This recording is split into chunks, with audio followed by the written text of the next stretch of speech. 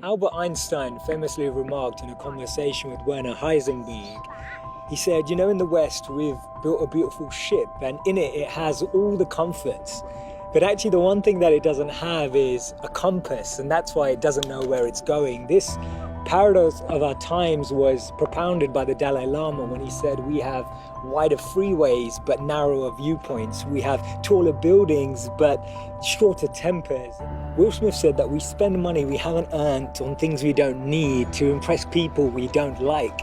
And it's phenomenal how the same technology that brings us close to those who are far away takes us far away from the people that are actually close. 30 billion WhatsApp messages are sent per day, but 48% of people say that they feel lonelier in general. The paradox of our times is that we have more degrees but less sense, more knowledge but less judgment, more experts but less solutions. It was Martin Luther King who said that the irony of our times is that we have guided missiles but misguided men. Have you ever found it perplexing that we've been all the way to the moon and back, but we struggle to start a conversation across the road or across the train? And it's amazing that Bill Gates was known as the top earner in 2015 with a wealth of 79.2 billion, but 1 in 4 CEOs claim to be struggling from depression. And do we actually thrive off this paradox? Is it that this paradox actually makes the media interesting? It's what makes journalism interesting. It's what makes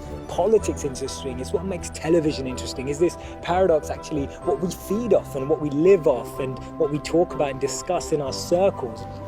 Doesn't it seem that we've tried to clean the air but polluted our soul? We've split the atom but not our prejudice, and we're aiming for higher incomes but we have lower morals.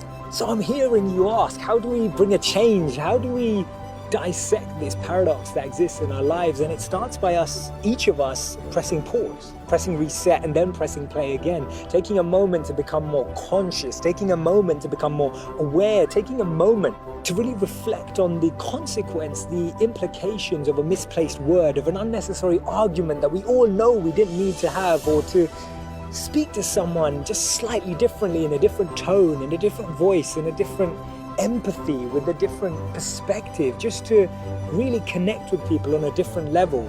This thinking out loud started from Albert Einstein, and I'll track back to him when he actually said that the problems we have today can't be solved with the same thinking we used when we once created them. So actually we need to research alternative teachings. We need to dig into those ancient books of wisdom. We need to go back to understanding if there's anything written in those creased pages of time that can actually reveal more knowledge and more wisdom of how we can transform our experience of light today. Otherwise, this paradox means that every step forward we take, we're taking 3 backwards every time.